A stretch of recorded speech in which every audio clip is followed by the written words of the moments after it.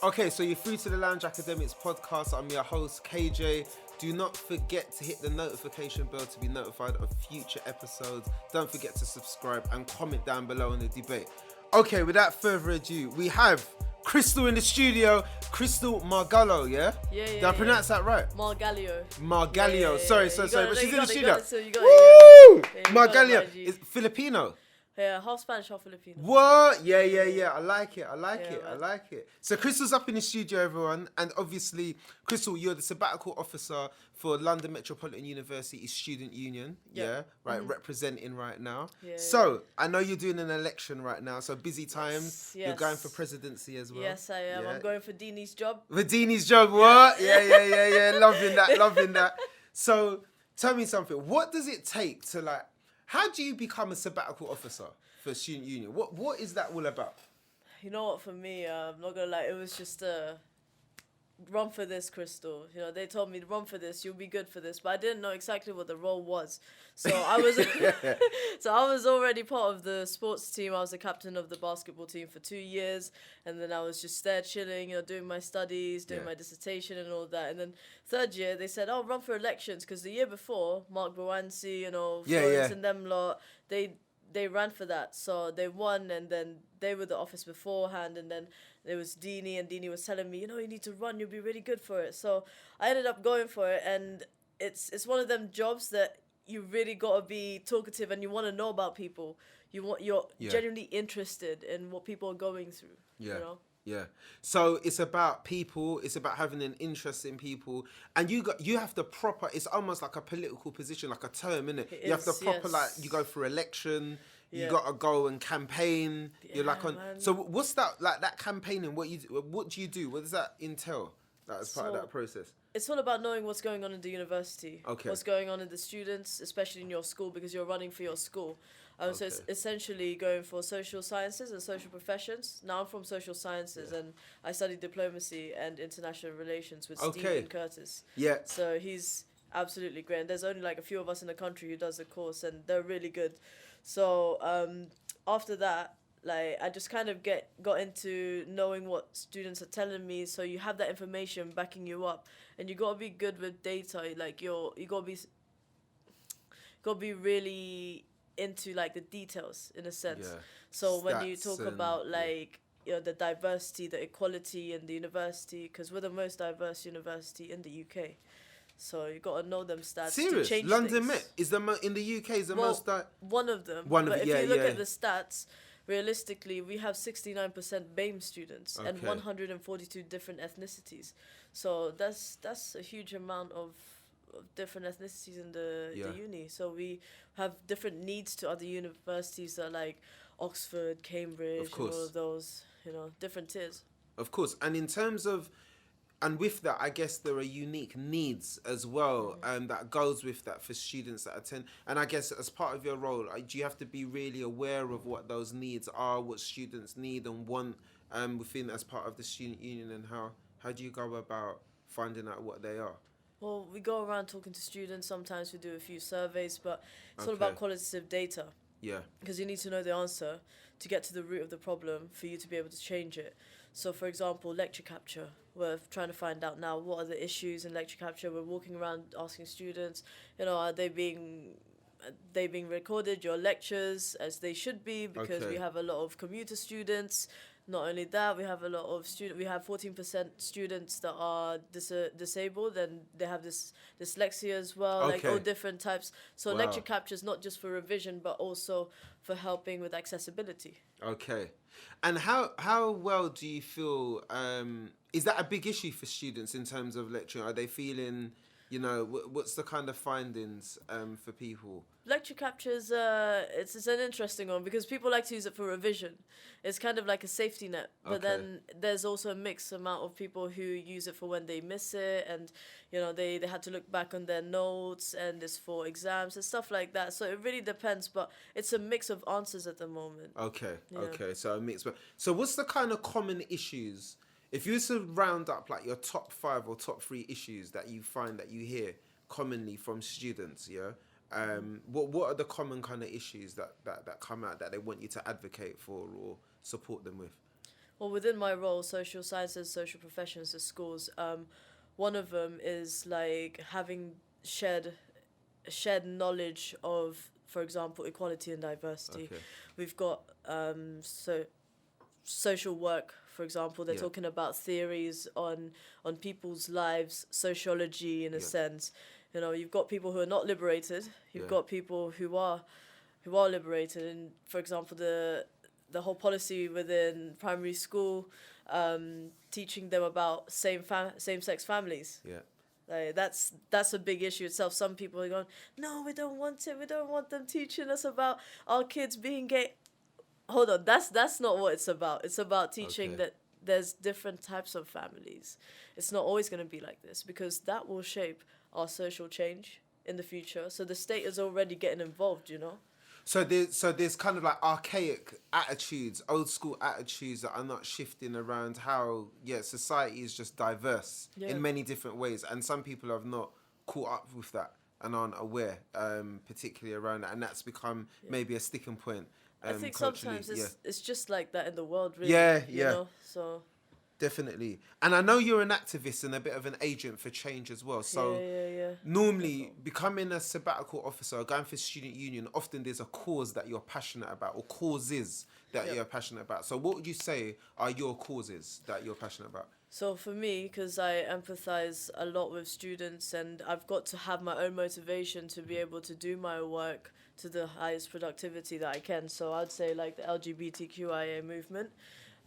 That's really important. Okay. You know, this month we've got LGBTQIA month, and we're making sure that we run a few events to make students aware what it's about, campaigning to them, and just changing perspectives in a way on a daily basis, you know. So you got to break this down for me, right? Because I was talking to our team in the studio, and like I knew about LGBT, right? Yeah, LGBT. Yeah. So the QIA, right? Yeah. Fill me in. Break this down for me, because there's some added letters to that. So what's the QIA? So lesbian, gay, bisexual, transgender. Yep. Yeah, QIA. So Q is, well, this is from what I know, yeah? Okay. And from what I've asked people, because everyone has their own perspectives of what A is at the end. So Q is queer, I is intersex, and then A could be asexual or allies. Okay. Because it seems like it's getting longer and longer, and so how? Because I must admit, I know we have a long way to go in terms of being aware of around certain changes as well. Because I know some universities are needing to kind of catch up with that. I know some universities are also having to do training as well. And do you find how much of that kind of interpreting, translating, advocating on behalf of that, how much of that do you find is a big part of your role for students and between students and staff? Is that a big thing that you find yourself getting involved in terms of training and helping people to become kind of more aware around those needs? Yeah, I think so, definitely, yeah. Like, before I started this role, I already had passion for that, and I didn't think that this role was going to help it, but it really has on a daily basis. So I would be talking to a student, and they'll be asking me, oh, why are you wearing your rainbow lanyard? Because normally I have my lanyard for work. So a rainbow lanyard, what's that for? I tell them, oh, it's the LGBTQIA community, I'm part of it, and it's just for visibility, so that students know we're out here, but also that students know that it's okay to be gay or bi, you know, trans, you know, whatever. So it's really important for visibility, but also visibility is just a start. It's those having those conversations where you're, you know, tackling things. And a lot of it is, if you think about it, basing on our university stats, we've got 69% BAME, so that's a lot of ethnicities, So my ethnic minorities were quite heavily on our religious culture as well. So it's there's a big you know, kind of conflict there, but it's all about understanding it. Okay. When you understand it, it changes. And how are you finding managing that understanding for people? Can it be quite difficult? Is it quite challenging? Because like you said, there's a huge proportion of BAME students, some of which, what you're saying, have strong religious views, I guess, that may be seen to maybe, I guess, maybe are anti-gay, in terms of their religious beliefs. So how are those conversations being managed? Do you know what I've found? Yeah, it's the older generation, and sometimes it's not even the older generations. It's the ones who choose to keep thinking in that way. Okay. Because I've got most of my friends. Yeah, they're all like, yeah, we believe in that relationship with God, but it's that difference, religion and relationship. When you've got like man-made stuff that just enforce hate. You're thinking, okay, why is that really what God wants? You know, in the sense that if you're talking about Christianity and Islam as well, like I have friends that are Muslim, they said, I completely understand that view, and that's how I feel too. And I think it's just that progress in society that's changed it. But you still get the odd few, you know, like, oh, dirty girl. You get them ones, yeah. So you're still literally visibility, raising awareness, challenging attitudes, I guess, around certain things as well is a big part of that. What would you say has been the most challenging aspect of your role today, being a sabbatical officer and defending or championing these causes? What's been the most challenging aspect of that? I think it's when you explain to people, they're like, oh, so, you know, how do you balance that? How do you balance that thought that, oh, you've got that conflict when people say their views, but also your views? And, you know, people are entitled to their views, but you've got to explain to them so that they understand. And if they don't understand, that's okay too. You know, at least you've said your point, and that's you being the activist within yourself. At least you've had that conversation.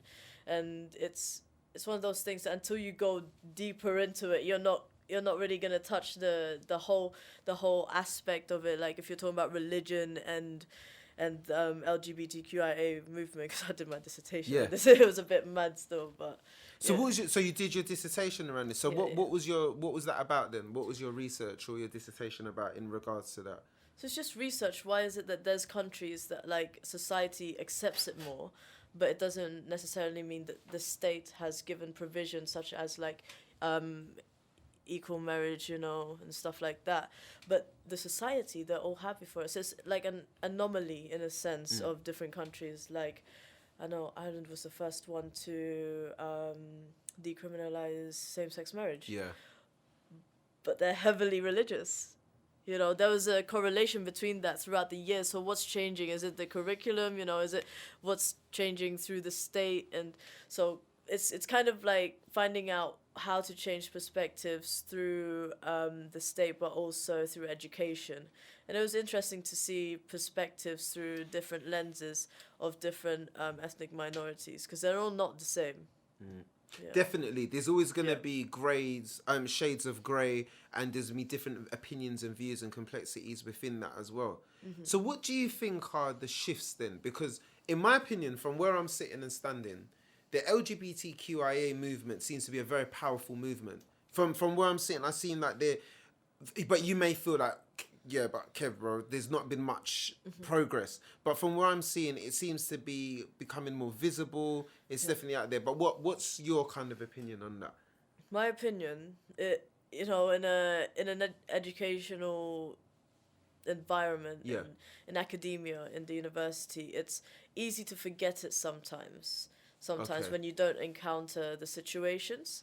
And when you do encounter the situations, you're like, oh, wait, it's still happening. But you're still doing the work on an everyday basis. But I think the shift of it's gone well.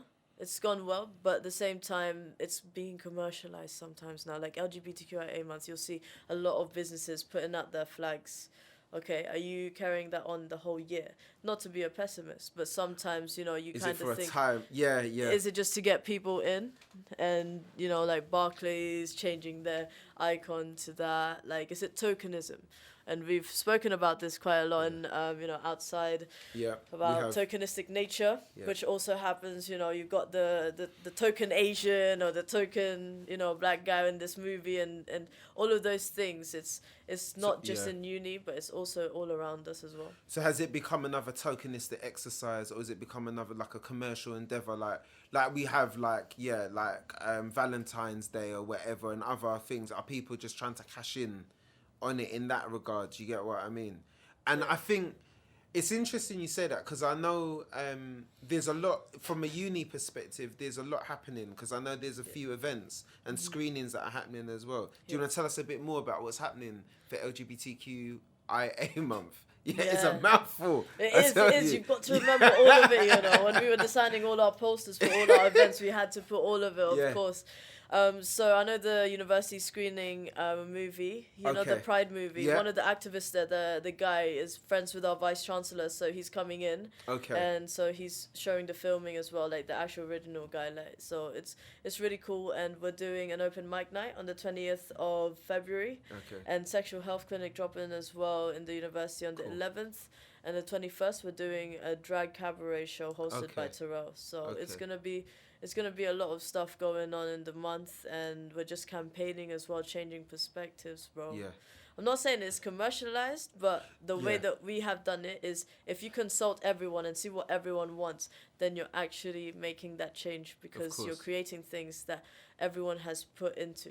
Yeah, exactly. It's what the people want. It's a democracy, right? Exactly. So exactly. And I think that's why your role is so important, because it's about hearing the views of the people, getting their opinions, and ensuring that you're able to deliver on what the, you know, within, you know, reasonable means, what's realistic to kind of deliver on as well in terms of their expectations. So what's been the most rewarding aspect of your role as a sabbatical officer for the student union? What have been kind of the real success stories in your role in terms of what you've been doing, would you say? I think it's the gradual movement of the cause.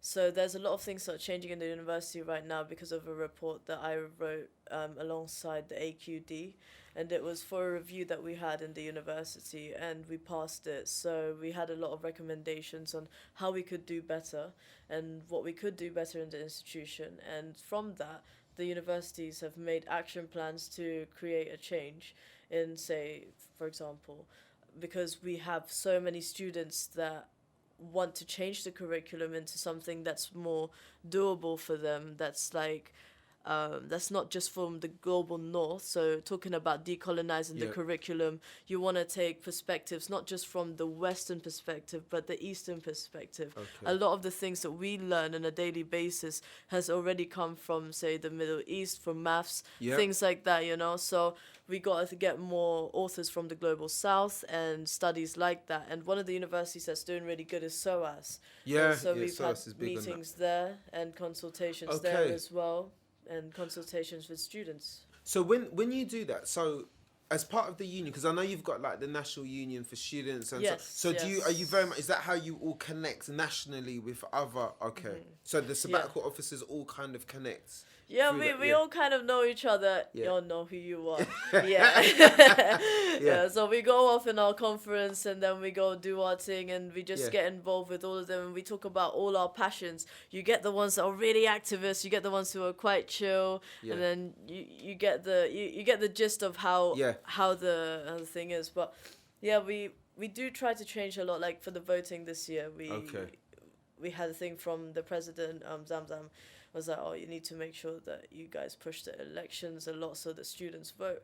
And we had that like counter that's going around in Instagram of how many students, and that just motivates you to make more students vote, because it does matter, because bro, look what's happened. Oh my goodness. It's a bit mad still. But I mean, it's all good stuff, and raising that awareness is really it's important. And I guess I wondered, with the LGBTQIA kind of officer, because some universities, is that uniformed across all universities in terms of the SU? So would there be an officer that maybe has that interest at heart? Like, you know, you have like the BAME officers, you have different...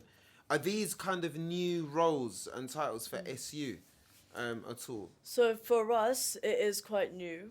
Because this is the first year we're doing the forums, and I know the NUS have made us aware that this needs to happen, and most student unions as well, that's part of the NUS. And for us, we have a BAME officer, which is Dini, we've got disability officer, which is Nicole Lee, and then you've got me for LGBTQIA and women's officer Jess.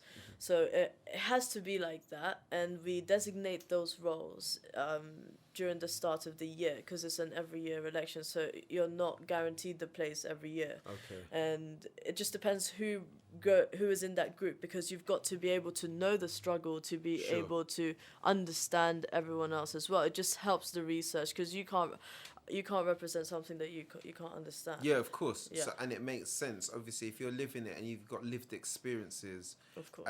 Obviously, as well as other qualities, you need to have other qualities as well. I guess just having that experience isn't enough. I guess, having a skill to be able to have an interest in people, to be able to advocate and to have an interest, is very important. So if anybody wanted to get into, let's say there was a student right now that was like, yo, I'm watching this, yo, Chrystalle, I'm your fan, I'm watching you. Yeah. Do you know what? You've inspired me. I'm going to go out there for my student union. I want to represent. I would love to get involved. What advice would you be giving students that are considering maybe wanting to become a sabbatical officer or to get involved in their union? What would you be saying to them? What tips? If they're from London Met, definitely come speak to us. If Okay. they're from outside universities, speak to your student union and ask them and see how they can help you get more involved in the student union and you understand your university and how your student union works. And also just talk to a lot of students, get your name out there and make sure that you're doing it for the right reasons. If you're passionate, that's going to be your drive, because the work is not easy. Like, Trust. we're not just doing one thing, we're doing like 10 different roles. Like, we had someone say, you know what, you guys should be on like a 50-60 grand pay, like the stuff that you do and the experience, but in your career development as well, it's really good. So you're doing a bunch of things that you're helping everyone else, but you're also doing it for yourself. So it's a really rewarding job. Okay, so I mean, the career development aspect, when would you say, if you was to give advice, because did you apply for it in your final year? Is that something you would recommend students do if they're thinking of becoming a sabbatical officer? Would it be wise to kind of look at that as part of graduation or in their final year? Is that what you're... Yeah, definitely. Yeah. I think it needs When's to the be in the best time? final year, because you'll have more time and you won't be able to have that alongside your studies, because it's too much work. If you want to make use of the year that you're in there, then you need to put all your time and your effort into the role. But if they're thinking of doing it in their second year per se, or their first year, part-time officer roles are so much better. Now, student unions have different rules for different universities. Okay. So some people have like VPs or whatever. We have part-time officers who we shadow alongside us. And so Terrell is my part-time officer, and he's done a lot of good work with making sure that people know about what LGBTQIA month is, and doing events as well. So, yeah. And let me get this straight, different events and stuff, different universities, I should say. Different universities do it differently. So with London Met, you obviously, it's a paid full-time post, isn't it, for you, for full-time officers. Yes. Part-time, do people get paid for that, or is it voluntary, or what's the kind of setup for and I get it may differ depending on universities, but what could people expect in terms of, monetary? The part-time position is not paid, it's a voluntary role, but it can work towards, say, your work-based learnings, GI 500 for us anyway. So that could work into the hours that you're writing your dissertation about. So, cool, so there's ways like you can make it work for your studies, basically. Yes. Okay, definitely. Yeah. And I guess as well as getting involved in your student union, I guess there's other roles as well within it. What other kind of roles could students get involved in terms of really getting involved in student life and the student community? What other things could they be doing? We've got a Verve Radio. Yep, okay, You've seen it before. It's a nice studio we've still. got a little studio for Verve Radio, and we've got students coming in and out, just grabbing tea and coffee, speaking to students that are there, because mostly the students that are in the student union are quite involved, so they go to the events, they know people, and it's all about building your community around. And for example, we've got students that are looking for help for dissertation surveys, for example, their research, and so I tell them, okay, send me an email, show me the email that you have for your dissertation, then we'll send it off to the relevant people who can, do your survey. So it's also to help your academics. And we also have an advocacy service. So that's with mitigating circumstances and stuff like that. We give advice on what's to do next. So so when there's kind of cases like academic misconduct and stuff like that as well, I take it the union's very involved in that. Like, would you go and help students as part of appeals and stuff like that as well? Yeah. So we personally, as officers, don't, because it's a really big job to handle. So we leave that to the advocacy service. But for example, if we got a student that comes up to us, we've got this issue. First thing we'll do is contact their student experience, depending on what the issue is. Yeah. If that doesn't work, then we'll get them in and see how we can kind of map out what we should do. Okay. So there's different ways to it. Okay, so there's different ways to kind of help out. And what are some of the common... Because, some people talk about the student union, right? Some people are like, there's the union that should be holding the university to account. Yes. And all of that. And I guess that's what the union should be about. I guess that's what their role is. But what would you say for people that are quite critical, that's like, the union is more or less the university anyway? Like, they're the one in the same. The union, doesn't really hold people to... Because there's some people that have those views, who sometimes feel like they're not very trusting of the union. Not because of people's intentions, like the officers, but the structure, the hierarchy, if that makes sense. What would be your response to that? I think it's explained the structure, and I was going to carry out a small project with our media coordinator explaining the structure of the student union. Mm-hmm. So who's who is on top and what student reps are, because student reps are essentially like with our family tree. So it's like us at the top, and then we've got the student reps who help us know what's going on. It's very different to the institution, because we'll be, for example, you've got different people at academic board, learning, teaching, quality committee, stuff like that, student experience committee, and you've got different representatives. And Chris, it's deep. So there's loads of different boards and hierarchies. So I'm part of the academic board, and whilst we were doing that report that we did for the review, you're not going to have everyone who agrees with you, because in that report it will say what's going on wrong and what's going right. And when you say what's going wrong, some people will kind of say, hold on, but we did this though. Like, they try to defend. Like, I don't understand why you wrote that, but this is what the student thinks though. So we were out here for that past few months. The thing is, a lot of things happen in the background and students don't know.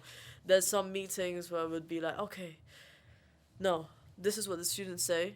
We're keeping it like this. Yeah. And thank God the SLT, the student... senior leadership team. They support us, because they know, we're here for the students. We're here to work together so that we can create the best student experience for everyone.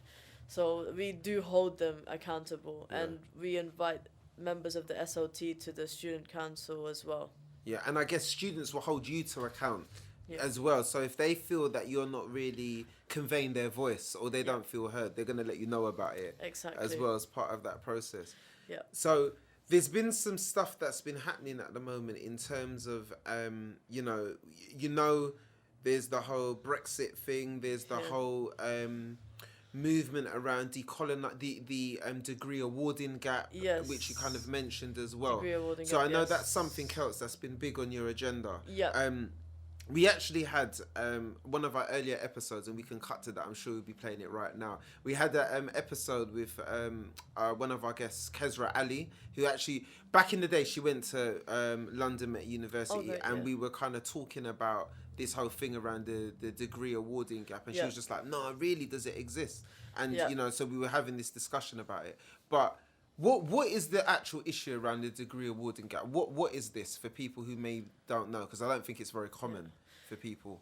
So the degree awarding gap essentially talks about how there's many reasons to why white students get first degrees more than ethnic students, black students, BAME students. Yeah. Let's say that's where it comes from. BAME, black, ethnic, Asian, minority ethnic community. So what it is that there is a gap that we can't seem to get like the BAME students higher than most white students getting first. Why is that? It makes no sense. Yeah, because it's eugenics. Yeah. That's that's been studied in UCL. They have deep roots with that, and it's really interesting because they talk about that how that's to do with, you know, your race and stuff. Obviously, that's BS. Yeah. Anyway, Yeah. so Of there's course. many reasons that they say that why there's that gap. Yeah. First of all, the curriculum is too white. Yeah. Yeah. So Western. Yeah. yeah, Western perspectives, and this is what I was talking about, the global North and the global South. And then we've also got issues with institutional racism. So this February, I've got that racial harassment tackling working group for UUK that I told you about. So we'll be sharing perspectives and trying to create a policy for the whole of the UK on how to deal with racial harassment, institutional harassment. You know, so those type of things. But it could also be to do with meritocracy. You know the study, I think one of the best ways to understand it is that study with, is it Jane Brown? Which study was this? Jane Elliott. Okay. Brown eyes, blue eyes. Yeah. Oh, yeah. Yes. The Yeah, that the old school, discrimination. she was on Oprah. Yeah. I remember. She's great. She's done her study on that. So she Psychology and yeah, she did the whole study where the students with the brown eyes one side of the classroom, student with blue eyes one side of the classroom, and then the teacher focuses a lot on the students with the blue eyes because they're perceived as, you know, the star students, and they made sure that they were trying to make those students self-prophesize, so believe what they're saying, so that they would start manifesting that, in a sense, the secret, manifesting that and letting that out. And then next thing you know, the brown-eyed students, they're not progressing as well, and so that proved her theory that brown eyes, blue eyes showed that students that are discriminated against don't achieve as much. So you can see that that's why it's so tied into like racial harassment and also, you know, the curriculum as well. And because we enforce a lot of Western perspective again and again, but we got to think outside of the box and think about Eastern perspective. Sure. Yeah. And how open though, how easy is it to have this conversation around decolonizing the curriculum though? Because in my experience, when you bring up any conversations around race or you talk about that, I would even argue, I'd think it's slightly easier to talk about LGBTQIA, slightly, right? Issues and other issues. But for some reason, race causes such discomfort. I mean, this has just been in my own experience and from what I'm seeing. So I like that you say that, that it's like that. When you're talking to white people, that's the difference. Like when you're talking about white privilege to some people, when they still have that, they haven't had the unconscious bias training, or they haven't had experience around their friends or such, and that's definitely true. You know, there is that kind of dynamics, and it's interesting to see how open people are with listening to it. So one of the conversations, one of the topics, subtitle there, is what's the boundaries in cultural appropriation and appreciation? Wow. Yeah. What's the thin line? Where does it? Where does it start? Where does it cut off? Yeah. Totally. Yeah. And do you feel, is that an inroads to have that conversation, to start that kind of? Is that a way to kind of get into that conversation around kind of race and looking at that more generally before kind of having a full-on conversation around microaggressions, for example? You know, is that easier to kind of manage in comparison? And I guess that's the question. I don't know. It'd be interesting to see what people think about this, because I know this is a struggle that I've identified and that I've seen. It's often very difficult to have those conversations, and I wondered how do we do that? I know there's other institutions like SOAS have started those conversations. I've forgotten the other university. There was another one. It's totally Kingston University has. I think they're actually spearheading. They're doing a lot of good practice. Yeah, definitely. I think they're the hub of it at the moment, aren't they? Yeah, around decolonizing the curriculum. So. In terms of bringing in different philosophers, different academics, you know, from other parts of the world to consider, not necessarily the Western perspective, are there other ways that we can kind of decolonize the curriculum? Because I know a lot of research actually talks about how some students feel alienated as well, in terms of their experience. They feel like there may be their lived experiences being, black and brown people are not valued and stuff as well. Is this stuff that you've heard at all as part of that in terms of research? What's your experience been? Well, that's the thing with stats. Like, you'll be shocked at how many black professors we have in the whole country. Like, I remember Lynn, our vice chancellor, telling me and telling all of us at our weekly meetings, every 2-week meetings, and we were just so shocked. Like, it was like 10 or something. 28, 20, 20, something like that. Yeah, ridiculous amount. And it really shows in the stats, and it's more about making people aware that it is there. This is all happening, and the more that you're aware, the more you're equipped to actually go into battle with that. For example, you can't go into a conversation without the facts, or else you'll be assuming all the time, So it's a hard thing to talk to about someone until they start reading things and they see, okay, that makes sense. Because in sociology, I grew up in a really white area in Winchester, and I used to learn in sociology. They used to bring out the stats, and I'm thinking, why is there stats here? It always shows that ethnic minorities don't achieve as much as white students, and this was going on back years again. And I was really thinking, why? And I'm thinking of solutions. Oh, maybe it's this, maybe it's that. And do you know what they were talking about? They were talking about deprivation. It is not a deficit model. It is an equity model where you're supposed to give the tools for the people to succeed. It's not a deficit thing. And also, we're seeing that what research and stats is showing also is, regardless of your background, so there are students that come from, let's say, deprived backgrounds that actually are high achievers. Exactly. Right? They're high achievers and they're more than capable. However, they're still affected by that gap. And when I say high achievers, there are those, like they had the gifted schemes where there are students from deprived areas that are predicted A stars, A's, and get that through their GCSEs and A levels, but yet they're still not getting good degrees when they go to university. So totally. You need to understand that our degrees are marked by our professors, and you gotta be careful with who your professor is sometimes. Real talk. Like, thankfully enough, I had sick professors in my case. Like, our course is run by really good people, so it's great. Sometimes you get like the odd few, like in our group chat NUS, oh my god, we have this issue, like we can't believe this has happened in our uni. But that's not your problem. It's all around. You never really know. So it's a case of whatever your uni's doing for it. You just gotta remember, write your essay the way your professor wants you to write it. I always say this to students. There's no point trying to be radical or because at the end of the day, who's marking your work? If you want to be radical, PhD, that's you. Real talk. Go for your PhD. No, totally. Wow. And I'm looking at the time, because obviously the time's going really quick.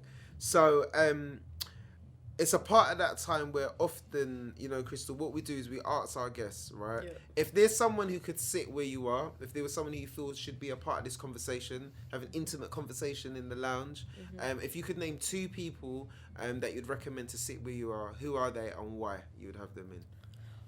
Number 1, Dini Muse. He's the president of the student union.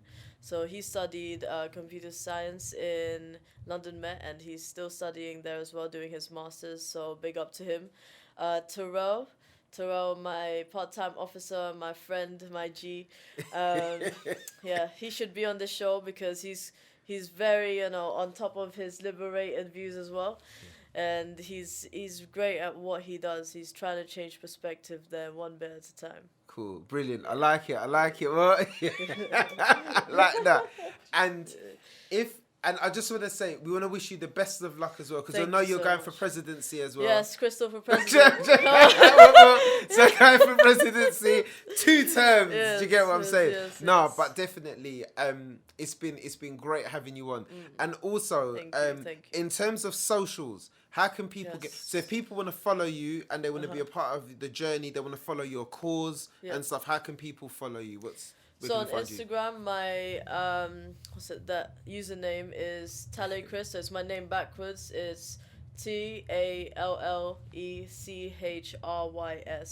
So I post a lot of like history stuff with LGBTQIA this month. So like, for example, there was one year where there was Egyptians. Yeah. You'll probably see on my Instagram, Egyptians, that the first gay couple that you would ever notice, because they were buried together, like husband and wives, and the story goes in the hieroglyphics. It's like they were living together for a long time and they were both in business together.